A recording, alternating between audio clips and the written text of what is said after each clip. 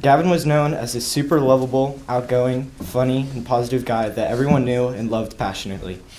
But to me, Uncle G was more than that. He was that guy who would stop me on my walk to school just to say hi.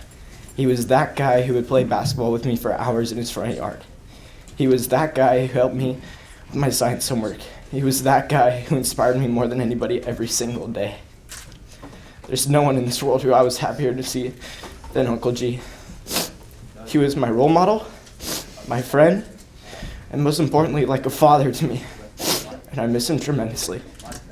On the day when Uncle G was hit and killed, I was the one who watched his kids while everyone was in the hospital.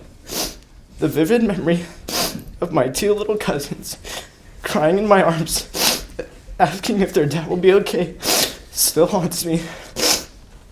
Seeing them lost of hope and broken in spirit was the most chilling and real experiences I've ever had.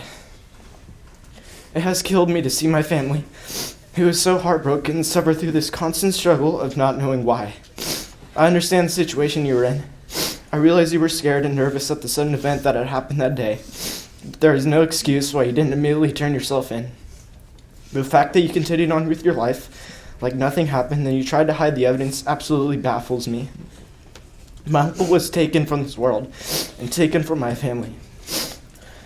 The least you and your family can do is show respect for the loss of my uncle, and not so concerned and selfish with the justice you will serve. It's only fair that you show sympathy and empathy for my family and understand that we've lost someone so valuable to each of our lives.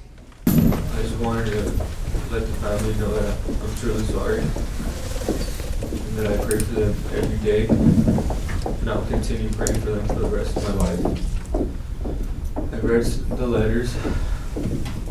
They reminded me of some of the teachers I was close to and that I loved and impacted me. Just like Mr. Gladding did to all the students he impacted. I just wanted to tell him I'm truly sorry for what happened. In this case, the defendant drove without a license.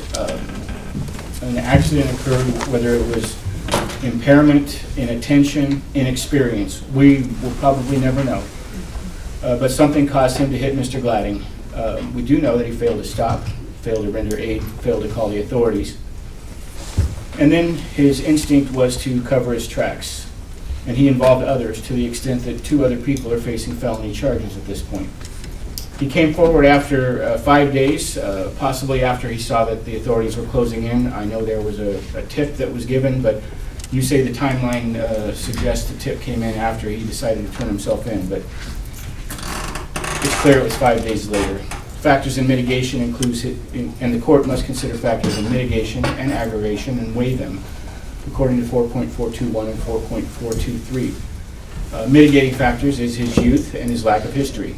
Aggravating factors include the level of callousness involved in leaving Mr. Gladding there to die. Luckily, it wasn't alone.